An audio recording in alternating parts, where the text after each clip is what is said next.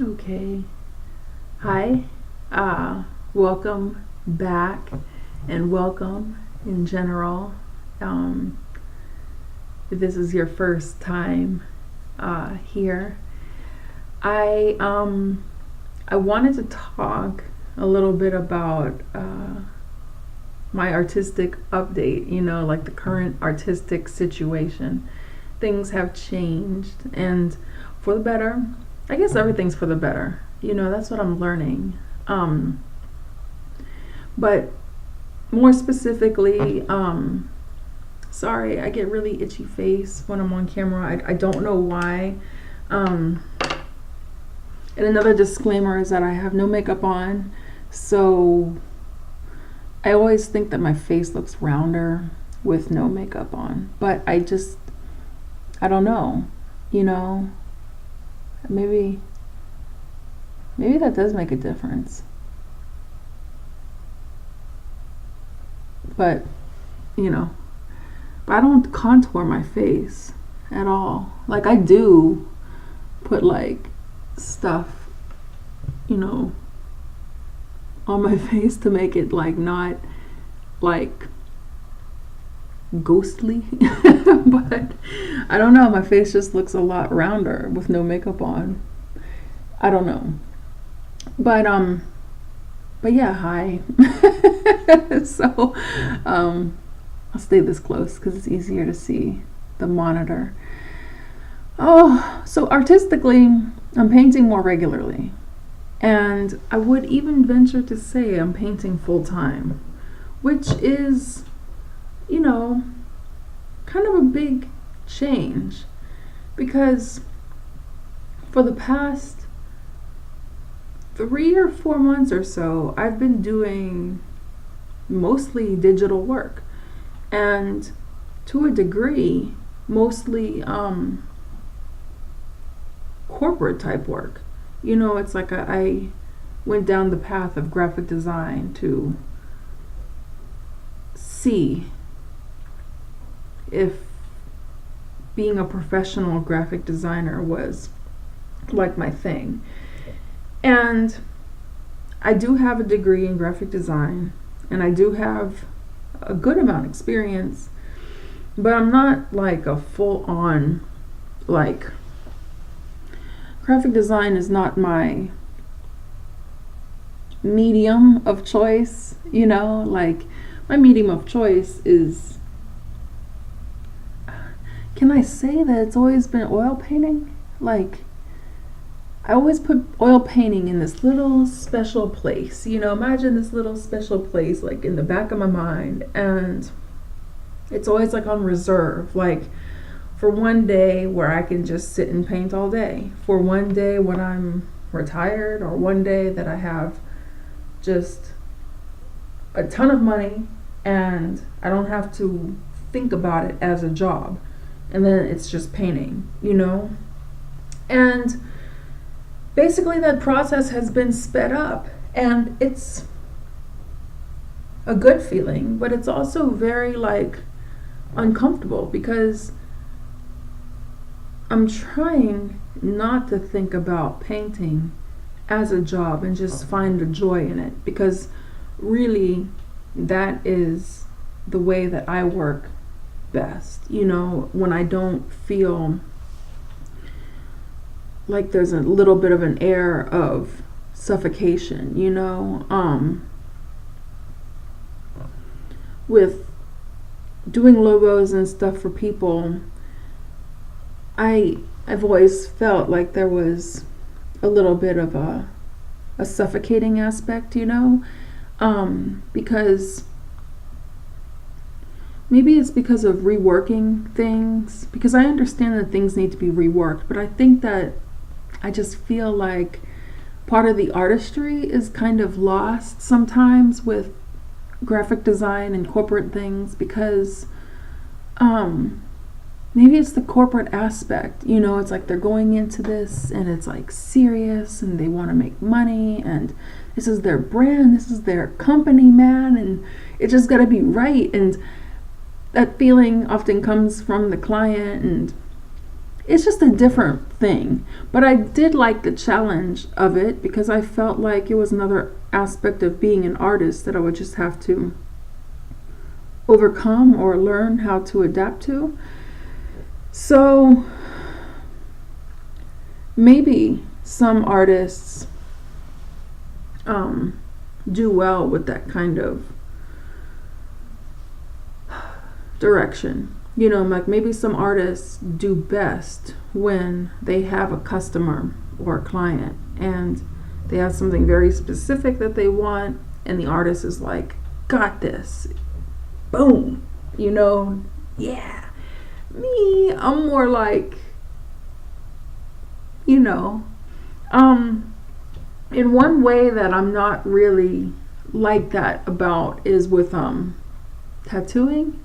Like, because I feel like at any point in the process, the artistry is going to be there, you know, and like even if you just told me to tattoo the letter, like, you know, the alphabet on on you, like there's gonna be mad artistry in that. Like even if I just like downloaded the font, printed it out, stenciled it on you, you know, it's gonna be fresh. Like it's gonna be, even if it's just like copy paste, you know, like I don't know how to describe it, but there's just so much artistry in that. It's just satisfying, you know. And if someone wants me to rework a design that, you know, I've made, you know, that's cool too.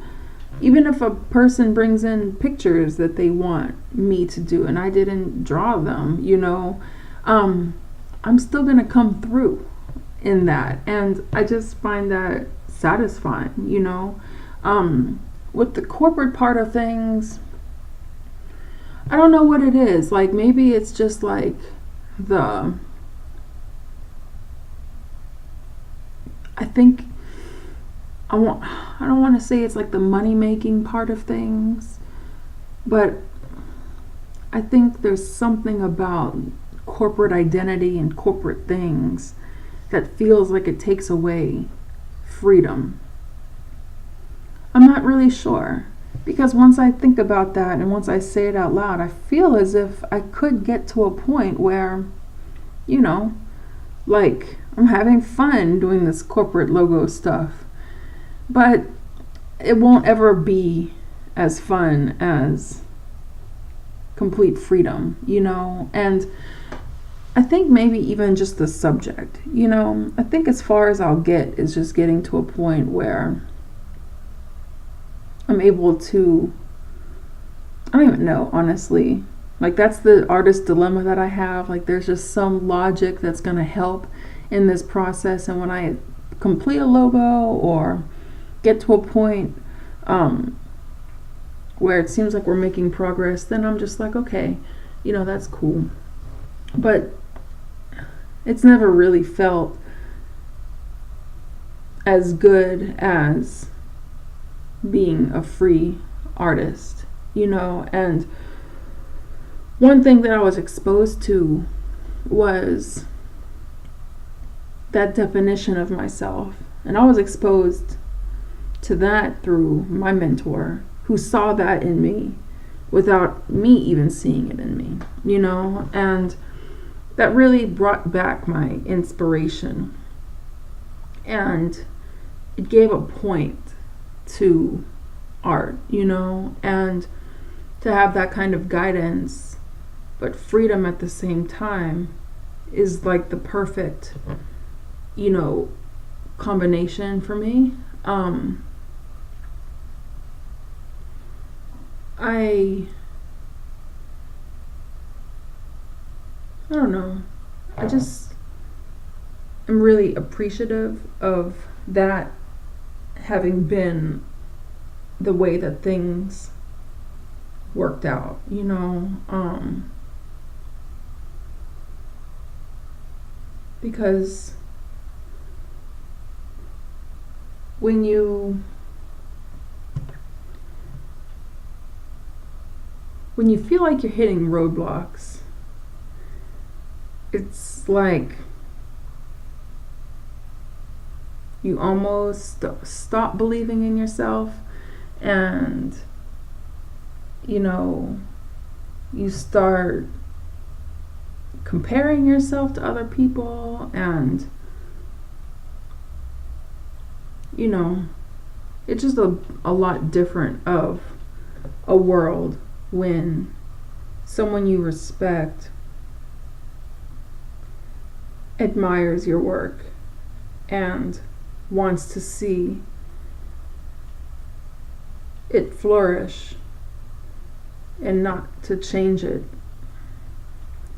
I think, trying not to get misty-eyed in here, but I think when it comes to logos and things like that, I always went into it like nothing I do is like right off the bat, like they always want me to change something. Something is always not right,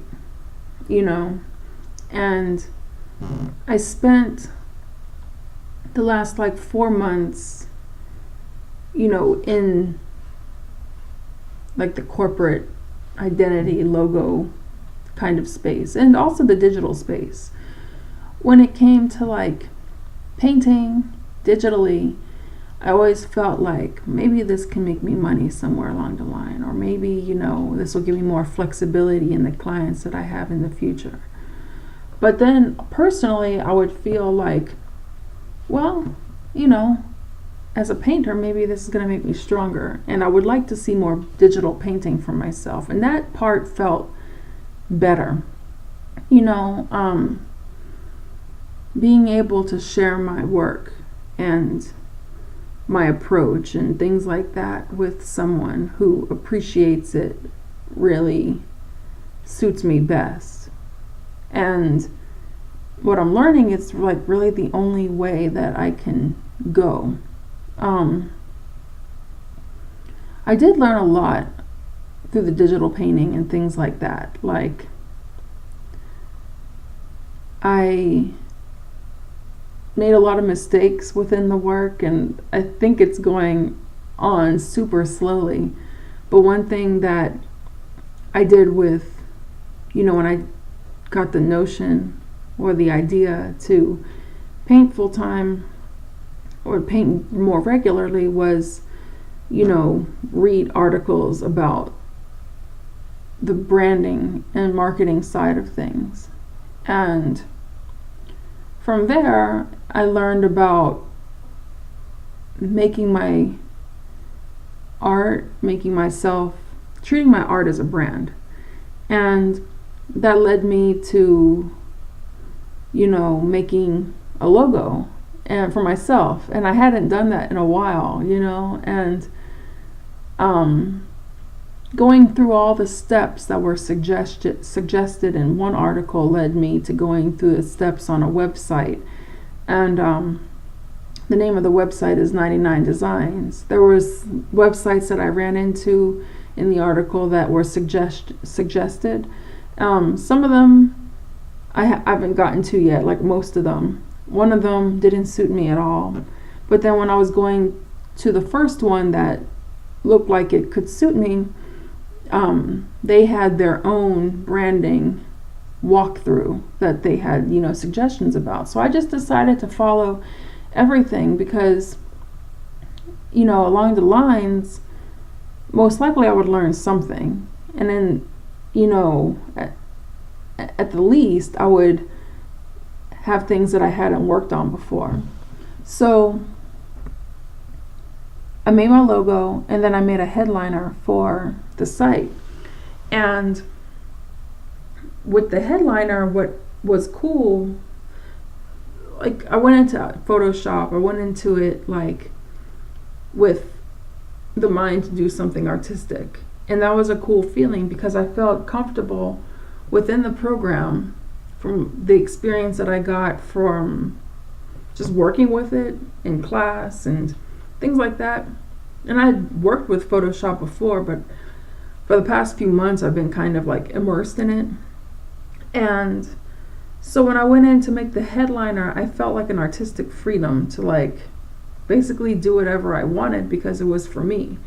And I also didn't feel the pressure of it like had to be right, because I also had the notion of just get it done, do it, the best way that you can, but just know that you can change it if you want. And so, making that headliner, I got to this point where I wanted to add more. And then, I felt like maybe this is going to be too much. So then I stopped.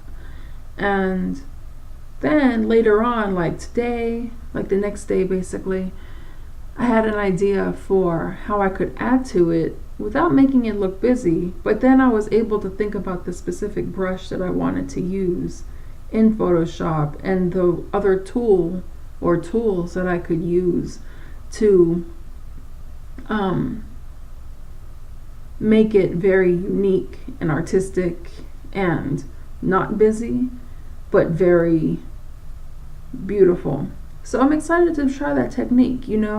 That's like one of those things, and that you learn along the way, when you're just trying and you're like, oh, this may not work, but then it's kind of like, well, let's just do it. And learning about the marketing and things like that, that's good too, because I don't want there to be something, I guess, as a business owner, like that I miss, because it's not like my thing, I guess, or it is my thing, but I've always just been kind of like free artist, and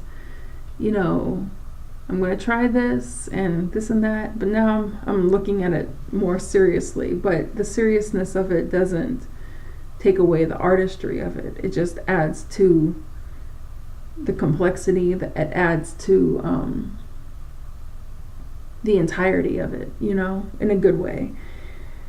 So that led me to working on my LinkedIn profile, because I got an email from LinkedIn, and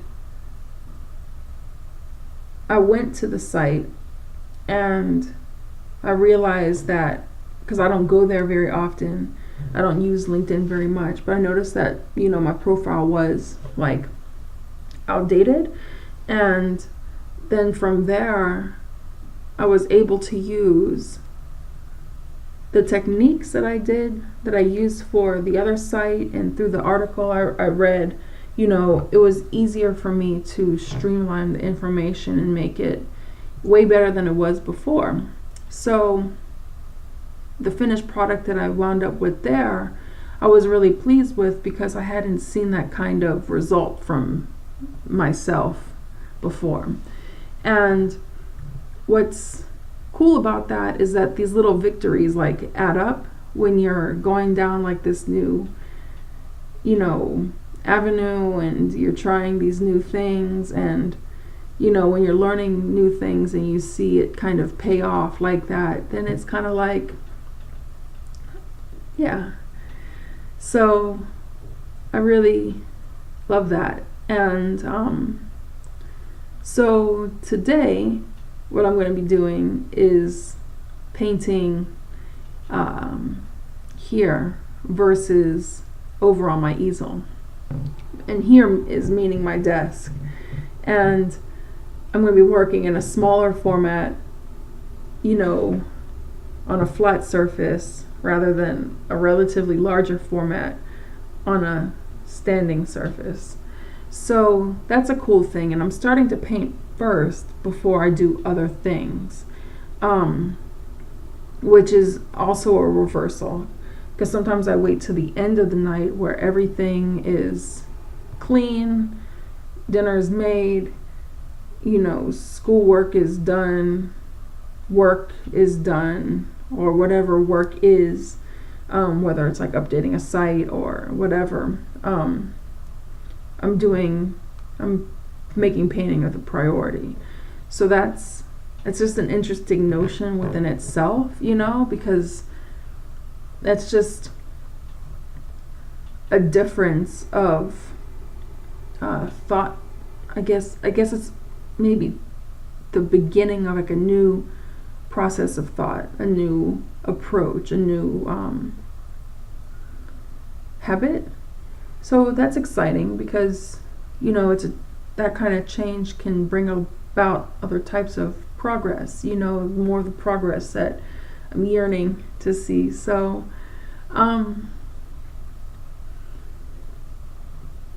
yeah. So on that note, I'm going to have a little bit more coffee.